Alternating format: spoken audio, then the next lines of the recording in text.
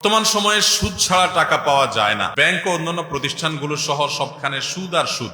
এই দুঃসময়ে একান্ত প্রয়োজনে সুদ না নেওয়া ছাড়া উপায় নেই। এমত অবস্থায় সুদি টাকা আনা কেমন, ইসলাম কি বলে? সুদ নেওয়া ছাড়া উপায় নাই কেন?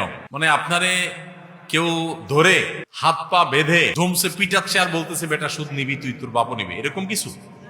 এভাবে কেউ সুদি লোন দেয়? বরং সুদি লোন নেওয়ার জন্য ঘুরে লাগে, তাই না?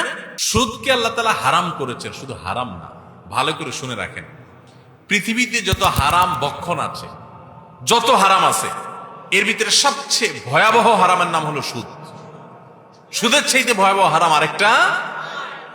সুদের টাকা দিয়া আপনি যদি বাজার থেকে হালাল এবং সুন্নাহসম্মত উপায়ে বিসমিল্লাহ আল্লাহু আকবার বলে জবাই করা গরুর গোশত কিনে আনেন, তাহলে কুকুরের গোশত রান্না করে খেলে যেরকম গুনাহ হবে, আপনার সুদের টাকা দিয়ে গরুর গোশত কিনে এনে খেলেও সেরকম গুনাহ হবে। ভাইরা আমার, একটা জিনিস লক্ষ্য রাখবেন, কোরআন যেটাকে, ইসলাম যেটাকে, হাদিস যেটাকে সবচাইতে কঠোরভাবে নিষেধ করছে, ওইটা পৃথিবীতে সবচাইতে বেশি আমাদেরকে করতে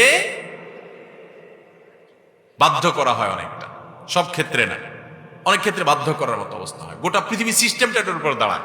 এটা হলো শয়তানি সিস্টেম, শয়তান তার দোসরদেরকে দিয়ে পৃথিবীতে করা। এই জন্য সুদের বিরুদ্ধে আমাদেরকে সংগ্রাম করতে হবে, যুদ্ধ করতে হবে। আল্লাহ আমাদেরকে সে তৌফিক দান। এখন যে ভাই প্রশ্ন করছেন, উনি হয়তোবা ফাঁসা গেছেন কোনো কারণে, সুদি লোন নেওয়া ছাড়া উপায় নাই। তো ফাঁসাটা কিরকম?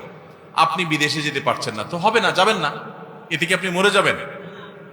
আপনার হয়তো কোনো একটা ব্যবসা শুধু লোন নেওয়া ছাড়া বাড়াইতে পারতেছেন না, তো এতে কি আপনি মরে যাবেন?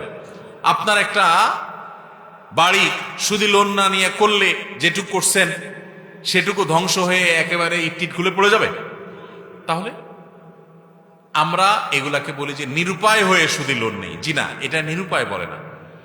আপনি নিজের দিনকাল একটু ভালো করার জন্য সুদের কাছে যাচ্ছেন, আল্লাহর ওয়াস্তে সুদের কাছে যাবেন না, হালালে থাকবেন।